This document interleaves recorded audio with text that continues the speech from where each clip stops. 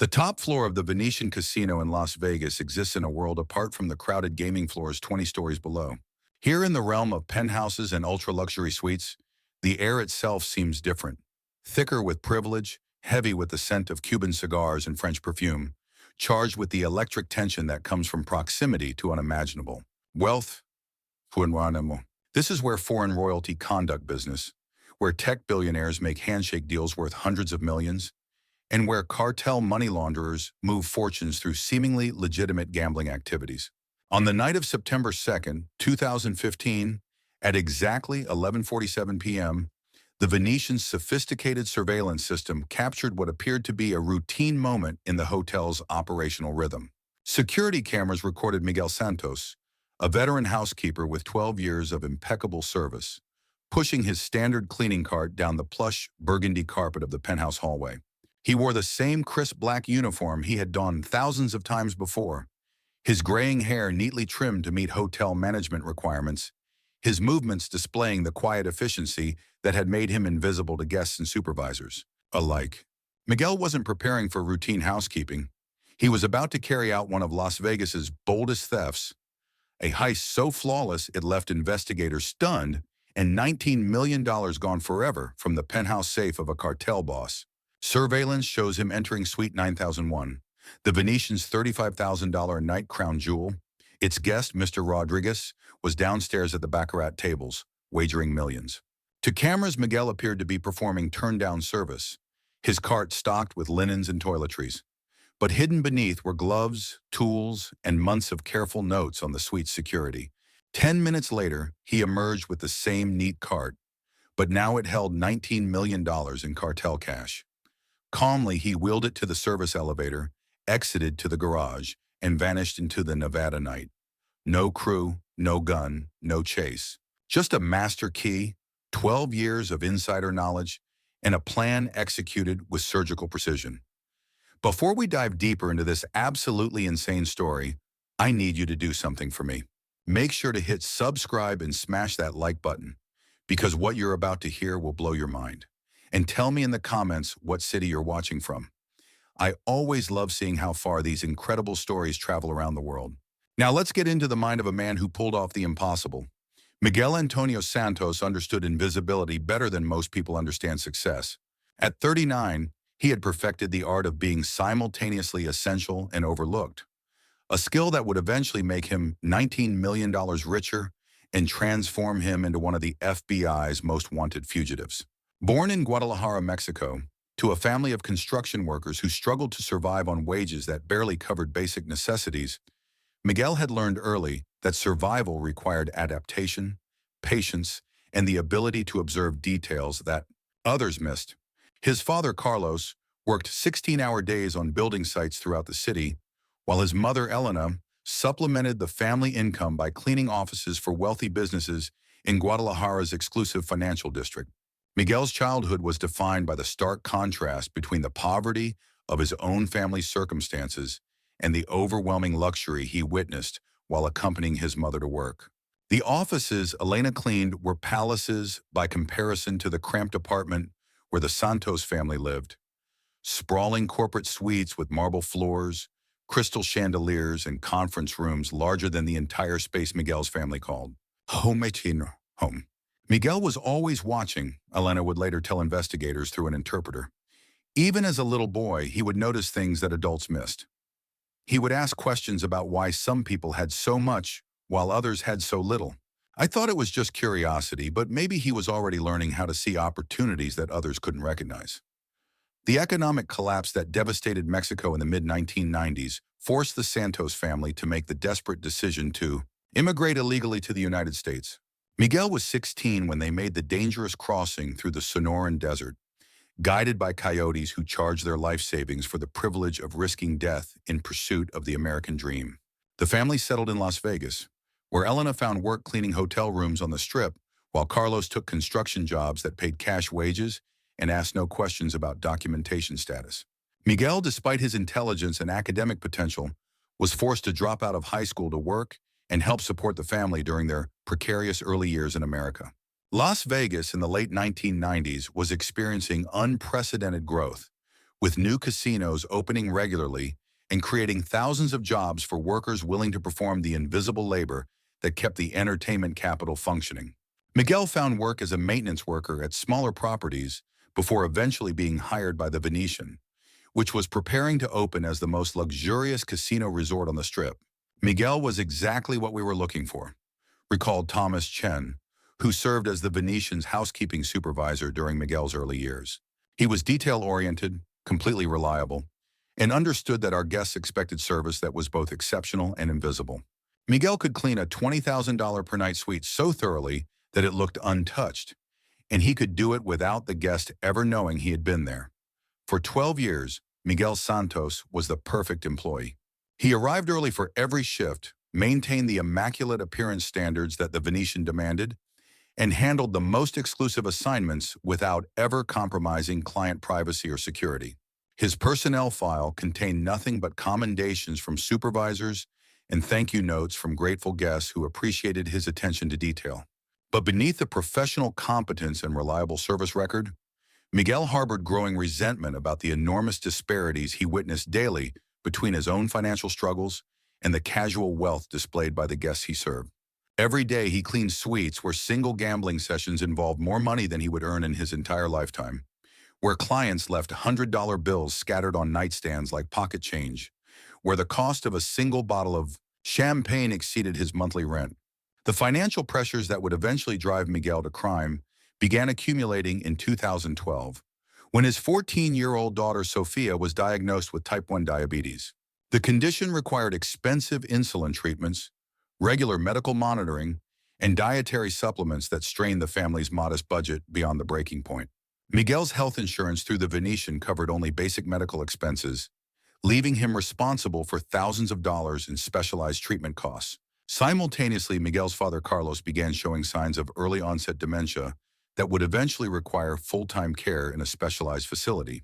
The monthly cost for quality elderly care in Las Vegas exceeded Miguel's entire salary, forcing him to work double shifts whenever possible while still falling further behind on accumulating medical expenses. By 2014, Miguel had exhausted his savings, maxed out multiple credit cards, and borrowed against his modest 401k retirement account to cover medical expenses for both his daughter and his father. He was working 70 hours per week, picking up extra shifts whenever possible, but the mathematics of his situation seemed impossible to solve through legitimate means. Miguel never complained about his situation, remembered fellow housekeeper Roberto Martinez, who worked alongside Miguel for 8 years. But you could see the stress wearing on him. He lost weight, started drinking more coffee to stay alert during his shifts, and began working every holiday and weekend just to earn extra money. We all knew about his family's medical problems, but Miguel was too proud to accept help or even discuss how much the bills were costing him. The psychological transformation that would eventually lead Miguel from trusted employee to criminal mastermind began with his growing awareness of the vast amounts of cash that flowed through the Venetian's penthouse suites. Unlike lower-level accommodations where guests use credit cards and electronic payments, the ultra-luxury suites catered to clients who conducted their business exclusively in cash. Foreign royalty avoiding currency controls, technology executives, evading tax authorities, and organized crime figures laundering money through seemingly legitimate gambling activities. Miguel's cleaning duties gave him access to a hidden world that most people never see, a realm where briefcases contained millions in currency, where private safes held more cash than most banks, where the residue of unimaginable wealth was casually scattered across marble surfaces and left for housekeeping staff to discover and discreetly ignore. Working in the Venetian's penthouse suites provided Miguel with insights into a shadowy world where vast fortunes were moved, laundered, and legitimized through activities that existed in the gray areas between legal business and organized crime. His 12 years of service had given him access to behaviors and transactions that even casino management preferred not to examine too closely, as long as the money continued flowing and no obvious laws were being violated on the property. The Venetian's most exclusive accommodations attracted a clientele that included foreign officials moving government funds through private channels, technology entrepreneurs avoiding capital gains taxes through complex gambling schemes, entertainment, moguls conducting business that required absolute privacy, and most relevant to Miguel's eventual crime, organized crime figures who used high-stakes gambling to convert illegal proceeds into apparently legitimate winnings. The guest known to hotel staff as Mr. Rodriguez represented the most dangerous category of penthouse client, a high-ranking member of Mexico's Gulf cartel who used regular gambling trips to Las Vegas as cover for laundering drug trafficking proceeds through the casino's financial systems. Rodriguez would arrive monthly with enormous amounts of cash, gamble aggressively at high-stakes tables for several days, then depart with casino chips and wire transfers that created paper trails suggesting his wealth came from legitimate gambling. Success rather than narcotics distribution. Miguel first encountered Rodriguez in early 2013, when he was assigned to clean his suite during one of his extended gambling sessions. The initial impression was unremarkable. Rodriguez appeared to be simply another wealthy foreign businessman who preferred privacy and paid premium rates for exclusive service. But careful observation during subsequent visits revealed details that suggested his true occupation in the source of his vast financial resources. The suite always contained security equipment that exceeded normal precautions for wealthy travelers. Hidden cameras monitored all entrances, sophisticated electronic jamming devices prevented surveillance of conversations, and armed bodyguards maintained discreet positions in adjacent rooms. Rodriguez never left the suite unattended, and he conducted all business conversations in rapid Spanish that assumed no hotel staff could understand the details being discussed. Most significantly for Miguel's eventual theft, Rodriguez treated the penthouse as a secure bank vault for storing cash that was too sensitive to deposit in legitimate financial institutions. The suite contained a military-grade safe hidden behind a false wall panel, and Rodriguez regularly stored millions of dollars in currency that would be gradually introduced into casino gambling systems over the course of his visits. Mr. Rodriguez was different from our other VIP guests, recalled Jennifer Walsh, who served as the Venetian's VIP services coordinator during Rodriguez's regular visits. Most wealthy clients want to show off their success, but Rodriguez seemed more concerned with avoiding attention. He paid for everything in cash, never used credit cards or wire transfers, and insisted on service procedures that minimized the number of staff members who had access to his suite. Miguel began studying Rodriguez's security procedures with the methodical attention to detail that had made him an exceptional housekeeper. He learned his daily routines, noting when he departed for gambling sessions and when he returned to the suite. He observed his interaction with bodyguards, identifying brief periods when the suite was less heavily monitored. Most importantly, he began watching how Rodriguez accessed his hidden safe during the times when he needed to retrieve cash for his gambling activities. The breakthrough that would eventually enable Miguel's theft came in August 2014, when he was cleaning the suite's bathroom while Rodriguez conducted a phone conversation in the main living area. The suite's layout included mirrored panels that provided indirect views between different rooms, and Miguel realized he could observe Rodriguez entering his safe combination by watching his reflection in the bathroom's decorative mirrors. Over the course of several visits, Miguel memorized the complete sequence of numbers that Rodriguez used to access his safe. The combination, a 12-digit sequence that incorporated dates significant to Mexican cartel operations, never changed, suggesting that Rodriguez felt completely secure in his penthouse environment and saw no need for additional security precautions. Miguel was conducting what intelligence professionals would call a penetration assessment, explained former FBI agent David Martinez, who specialized in organized crime investigations. He was systematically identifying vulnerabilities in a high-value target's security procedures while maintaining the appearance of performing routine duties. His housekeeping position gave him cover for the kind of sustained observation that would be impossible for outside operatives to achieve. Miguel also began studying the Venetian's own security procedures, learning how surveillance systems monitored different areas of the hotel and identifying potential weaknesses that could be exploited by someone with insider knowledge. He volunteered for additional assignments that allowed him to observe cash handling procedures, guest privacy protocols, and emergency response systems that govern penthouse operations. Miguel spent over a year developing the detailed plan that would eventually enable him to steal $19 million without being detected until hours after his escape was complete. Unlike impulsive criminals who rely on luck and improvisation, Miguel approached his theft with the systematic methodology of a professional intelligence operative, analyzing every variable and preparing contingencies for multiple scenarios. The first challenge involved determining when Rodriguez would have maximum cash reserves stored in his safe, while simultaneously being absent from the suite for sufficient time to complete the theft. Miguel learned that Rodriguez typically arrived in Las Vegas with approximately $25 to $30 million in cash, then gradually converted those funds into casino chips and electronic transfers over the course of week-long visits. The optimal theft opportunity would occur during the middle of Rodriguez's stays, when his safe contained substantial remaining cash, but before his security procedures became heightened by approaching departure dates. Miguel identified Labor Day weekend 2015 as the perfect timing when Rodriguez was scheduled for an extended visit that coincided with reduced hotel staffing and increased casino floor chaos that would distract security attention. Miguel's plan required equipment that could be obtained innocuously and concealed within his normal housekeeping supplies. He gradually acquired heavy-duty garbage bags, latex gloves, compact tools for handling the safe mechanism, and most importantly, detailed floor plans of the penthouse level that would allow him to plan movement routes that minimized exposure to surveillance cameras. The psychological preparation proved as challenging as the technical planning. Miguel had never committed any crime more serious than minor traffic violations, and the prospect of stealing millions of dollars from one of Mexico's most dangerous cartel leaders required overcoming not just moral reservations, but genuine fear of the potential consequences if he was caught. Miguel was essentially preparing to commit suicide if his theft was discovered. Dr. Rebecca Thompson, a criminal psychologist, explained, "Stealing from cartel leaders doesn't result in arrest and imprisonment. It results in torture and death for the thief and potentially their entire family."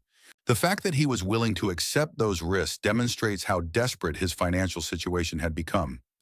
Miguel began conditioning himself psychologically by viewing the theft as recovery of compensation he was legitimately owed rather than stealing money that belonged to someone else. He calculated that 12 years of cleaning up after drug dealers and money launderers had earned him a share of the profits from illegal activities that he had helped facilitate through his discretionary silence and professional service. The rationalization process also involved convincing himself that Rodriguez's cartel activities had caused suffering for thousands of families through drug trafficking, violence, and corruption. Miguel framed his theft as a form of justice that would redirect money from destructive criminal enterprises toward legitimate medical expenses for his daughter and father. Labor Day weekend in Las Vegas represents one of the most chaotic periods in the city's annual calendar, with hundreds of thousands of tourists flooding the Strip for one final summer celebration. Hotels operate at maximum capacity, restaurants serve continuous crowds, and casinos process enormous volumes of cash as visitors gamble away their vacation savings in a frenzy of entertainment and excess. For Miguel, the weekend provided perfect cover for his planned theft. The Venetian's housekeeping staff was stretched thin by increased occupancy and guest demands. Security personnel were focused on crowd control and public safety rather than routine internal monitoring, and the general atmosphere of controlled chaos made unusual activities less likely to attract immediate attention. Rodriguez had arrived on Friday, August 28th, for what his reservations indicated would be a 10-day stay that would extend through the following weekend. Miguel's observations of his luggage and security preparations suggested he had brought one of his largest cash reserves, potentially exceeding $30 million, that would be gradually laundered through his gambling activities. The theft window opened on Wednesday, September 2nd, when Rodriguez departed the penthouse at approximately 8:30 p.m. for what Miguel knew would be an extended baccarat session. His gambling patterns were remarkably consistent. He preferred high-stakes tables that required several hours to complete individual sessions, and he never returned to his suite before 2 a.m. during active gambling periods. Miguel had volunteered to work the overnight shift that Wednesday, explaining to supervisors that he needed extra income to cover his father's medical expenses. The assignment was not unusual. Miguel frequently worked additional hours, and overnight housekeeping in the penthouse suites was considered a premium assignment that paid substantially higher hourly rates. At 11:30 p.m., Miguel made his final preparations in the housekeeping supply room, loading his cart with the specialized equipment he had accumulated over months of planning. The supplies appeared completely normal to any observer: towels, linens, cleaning products, and toiletries that were standard for turn-down service and luxury accommodations. Hidden within those innocent supplies were the tools that would enable the theft: heavy-duty bags capable of holding millions in currency, latex gloves that would prevent fingerprint evidence, a compact screwdriver set for accessing the safe, mechanism, and detailed notes about the combination sequence he had memorized through careful observation. At exactly 11:47 p.m., security cameras recorded Miguel approaching Suite 9001 with his cart, appearing for all the world like a conscientious employee performing routine duties during the quiet overnight hours. The footage shows him using his master key to enter the suite, then disappearing from camera view as he entered the private areas where Rodriguez conducted his most sensitive business activities. Inside Suite 9001, Miguel worked with the methodical precision that had characterized his 12-year housekeeping career, but now applied to the largest theft in Las Vegas casino history. The suite was exactly as he had observed during previous visits, luxuriously appointed but sterile, with the artificial perfection that comes from spaces designed to impress rather than provide genuine comfort. Rodriguez's personal items were arranged with the obsessive organization typical of men who lived in constant danger and required complete control over their environment. Designer clothing hung in precise rows, expensive watches were displayed in custom cases, and important documents were secured in fireproof containers that suggested both wealth and paranoia. But Miguel's attention focused entirely on the false wall panel that concealed Rodriguez's private safe. The mechanism was sophisticated but not impregnable to someone who understood its operation. A military-grade container designed to protect contents from fire, flood, and conventional burglary attempts, but vulnerable to someone who possessed the correct combination. Miguel's hands trembled slightly as he entered the 12-digit sequence he had memorized through months of careful observation. The numbers, incorporating dates from Mexican cartel history that held significance for Rodriguez's organization, opened the safe with a barely audible click that seemed to echo through the silent penthouse like thunder. The contents exceeded even Miguel's most optimistic estimates. The safe contained approximately $24 million in cash, organized in neat stacks of $100 bills that had been sorted, counted, and banded with the precision that characterized all cartel financial operations. The money represented proceeds from drug trafficking operations spanning 3 countries, carefully laundered through complex financial schemes before being concentrated in Rodriguez's Las Vegas operation. Miguel's plan called for taking enough money to solve his immediate financial crises while leaving sufficient cash to avoid immediate detection when Rodriguez returned from his gambling session. But confronted with more money than he had ever imagined seeing in one location, he made a decision that would transform him from small-time thief to international fugitive. Working with mechanical efficiency that reflected months of mental rehearsal, Miguel loaded bundle after bundle of currency into the heavy-duty bags he had concealed in his cart. The process took exactly 7 minutes and 43 seconds, time he had calculated based on Rodriguez's gambling patterns and the security rotation schedules that governed penthouse monitoring. The final total was $19 million in untraceable cash, enough money to pay for his daughter's medical treatments for the rest of her life, provide premium care for his father's dementia, and establish a new life in any country where cartel retaliation couldn't reach his family. But the theft also meant that Miguel Santos had become one of the most wanted men in America, pursued not just by law enforcement, but by some of the most dangerous criminals in the Western Hemisphere. At 11:58 p.m., security cameras recorded Miguel emerging from Suite 9001 with his cart appearing exactly as it had before. To any observer reviewing the footage, he had simply completed another routine housekeeping task during the quiet overnight hours. The towels were neatly folded, the cleaning supplies were properly organized, and Miguel's professional demeanor suggested nothing more unusual than the completion of standard turn-down service. But hidden beneath those innocent linens was $19 million in cartel money that would never be recovered. Money that would transform Miguel from invisible hotel worker to legendary criminal and create one of the most intensive manhunts in FBO history.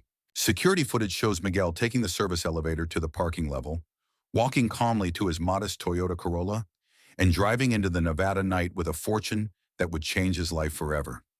If he could stay alive long enough to enjoy it. Rodriguez returned to Suite 9001 at 2:17 a.m. on September 3rd, having lost approximately $800,000 during a particularly brutal baccarat session that had lasted over 5 hours. His mood was already sour from the gambling losses, but his irritation transformed into cold fury when he discovered that his private safe had been opened and its contents removed. The initial reaction was confusion rather than immediate alarm. Rodriguez's first assumption was that one of his own bodyguards had accessed the safe for legitimate reasons, possibly to retrieve cash for additional gambling activities or to secure funds in a different location due to perceived security concerns. But when his security chief, a former Mexican Special Forces officer known only as El Lobo, reported that none of the cartel personnel had approached the safe, Rodriguez realized that his most carefully guarded secret, the location and contents of his private cash reserve, had been discovered and exploited by an unknown enemy. The discovery triggered a cascade of security procedures that transformed the luxurious penthouse into a crime scene within minutes. El Lobo initiated a complete lockdown of the suite, preventing anyone from entering or leaving, while his team conducted a systematic search for evidence of how the theft had been accomplished.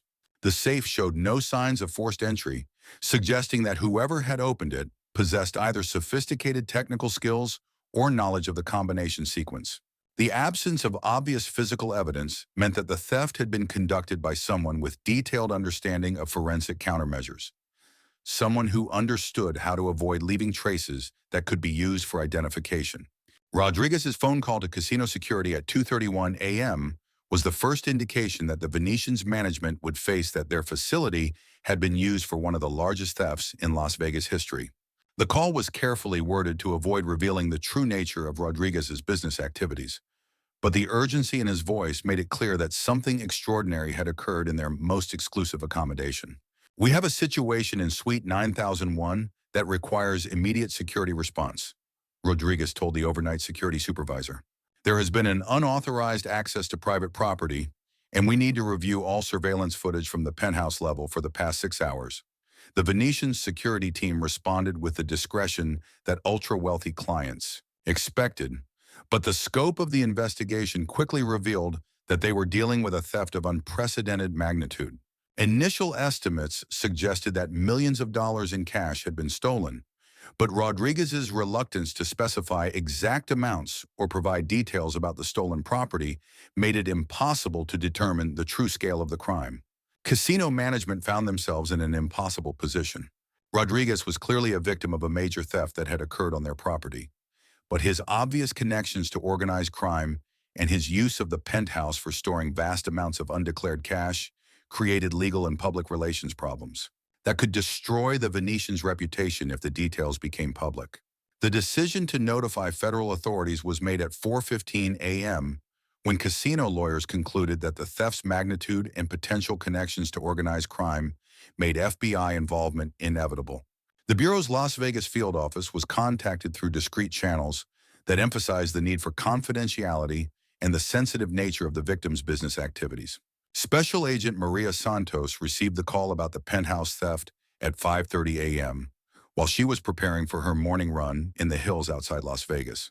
Santos, a 15-year veteran of FBI financial crimes investigations, had seen numerous casino thefts during her career, but the initial details of the Suite 9001 case immediately set it apart from routine property crimes.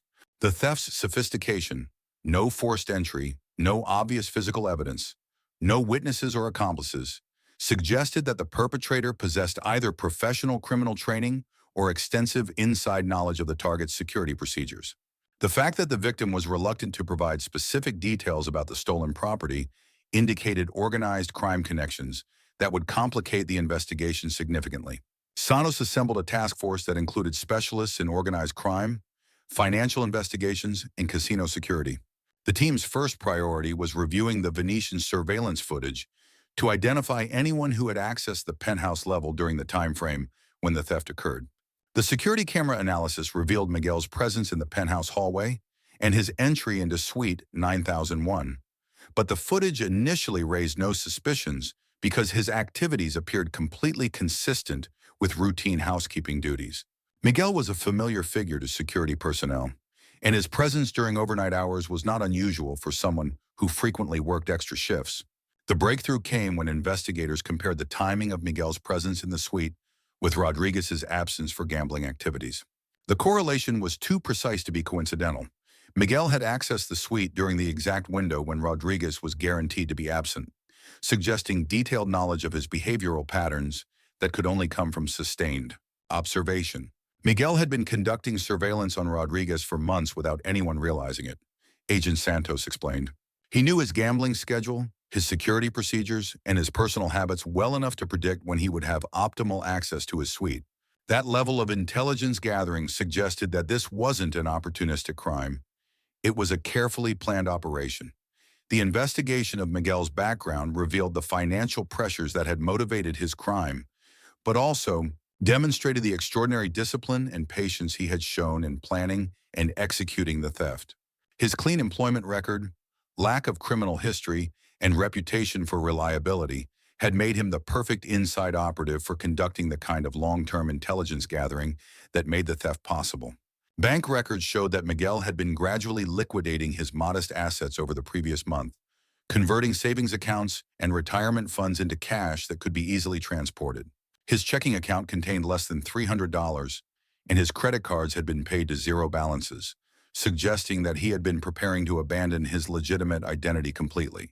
The search of Miguel's apartment revealed the extent of his preparation for permanent disappearance. The residence had been systematically emptied of personal belongings, important documents, and anything that might have sentimental or practical value for someone planning to start a new life. Missing items included family photographs, personal papers, computer equipment, and his daughter's medical records, suggesting that he intended to continue her treatment in whatever location he had chosen for refuge. Miguel's Toyota Corolla was discovered at 8:45 a.m. on September 3rd in the parking lot of a U-Haul rental facility in Henderson, Nevada, approximately 15 miles from the Venetian. The vehicle had been wiped clean of fingerprints and contained no evidence that could provide immediate leads about Miguel's escape route or ultimate destination. Rental records revealed that Miguel had obtained a 26-foot moving truck using false identification documents that investigators later determined were expertly forged. The truck had been rented 3 days earlier under the name Carlos Rodriguez, with payment made in cash and no background verification that might have revealed the deception. The rental clerk remembered the transaction only because the customer, whose security cameras confirmed was Miguel, had seemed nervous and had asked detailed questions about the truck's fuel capacity and maximum driving range. The questions suggested that Miguel was planning an extended journey, possibly to a border crossing or airport where he could continue his escape using alternative transportation. GPS tracking data from the rental truck showed that it had traveled approximately 800 miles between the time Miguel acquired it and when it was abandoned at a truck stop near Phoenix, Arizona. The route followed interstate highways that could have taken Miguel toward Mexico, California, or potentially to Phoenix Sky Harbor Airport for international flights to destinations beyond the reach of American law enforcement. The truck was discovered 3 days later by Arizona State Police, who found it empty except for cleaning supplies that suggested it had been thoroughly sanitized to remove forensic evidence. The abandonment location was strategically chosen, close enough to Phoenix International Airport to suggest air travel, but also within driving distance of multiple border crossings that could provide access to Mexico and Central America. Miguel understood that his greatest advantage was time, Agent Santos noted. The longer it took us to discover the theft and identify him as a suspect, the further he could travel and the more completely he could establish a new identity. His careful planning gave him a crucial head start that made tracking his movements extremely difficult. Border security agencies throughout the southwestern United States received Miguel's photograph and biometric information within hours of the theft being discovered, but no border crossings were recorded under his known identity. Mexican authorities were notified and began monitoring airports, bus stations, and highway checkpoints for anyone matching Miguel's description, but the enormous volume of legitimate cross-border traffic made systematic surveillance extremely challenging. The investigation expanded internationally when analysts discovered that Miguel had made several trips to Mexico during the months preceding his theft. The visits were ostensibly to care for aging relatives in Guadalajara, but their timing and duration suggested they might have been reconnaissance missions to establish escape routes and safe houses that could shelter him after the crime was committed. Mexican authorities were notified about Miguel's case, but their cooperation was limited by jurisdictional restrictions and the political sensitivities surrounding American fugitives who might have connections to drug trafficking organizations.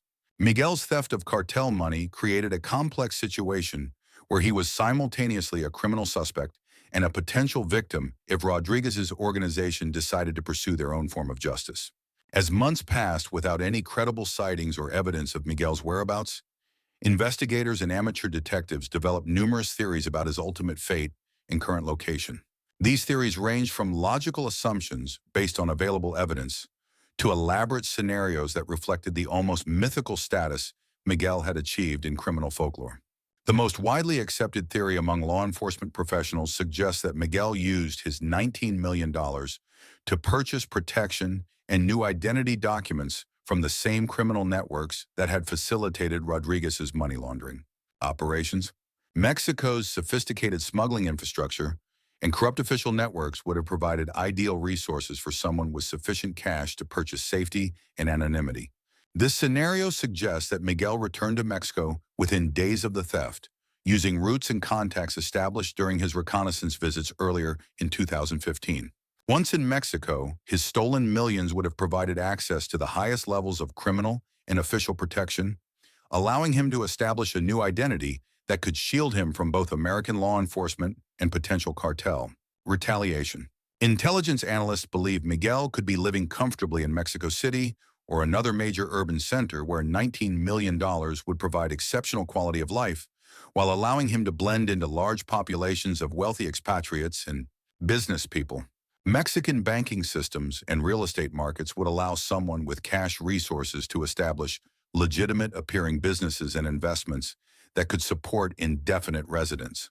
An alternative theory focuses on European destinations where banking secrecy laws and limited cooperation with American law enforcement would provide ideal refugees for wealthy fugitives.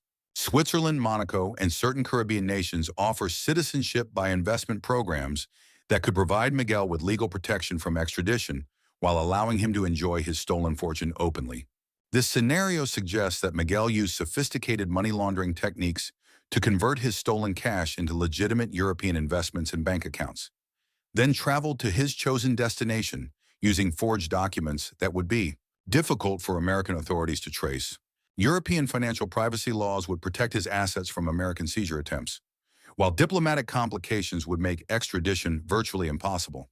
A more disturbing theory suggests that Miguel was killed by Rodriguez's cartel associates who tracked him down before he could escape to safety. This scenario would explain his complete disappearance and the absence of any credible sightings, but investigators have found no evidence of violence or body disposal that would support this conclusion. Cartel experts note that Rodriguez's organization would have been under enormous pressure from higher-ranking leaders to recover the stolen money and eliminate the person responsible for compromising their Las Vegas operations. The $19 million theft represented not just a financial loss, but a challenge to the organization's reputation for security and competence that could have broader implications for their criminal enterprises. However, the complete absence of evidence supporting the murder theory makes it less likely than scenarios involving successful escape and hidden identity. Cartel killings typically involve public displays of violence designed to deter future attacks, but Miguel's case has generated no such evidence or communications from Rodriguez's organization.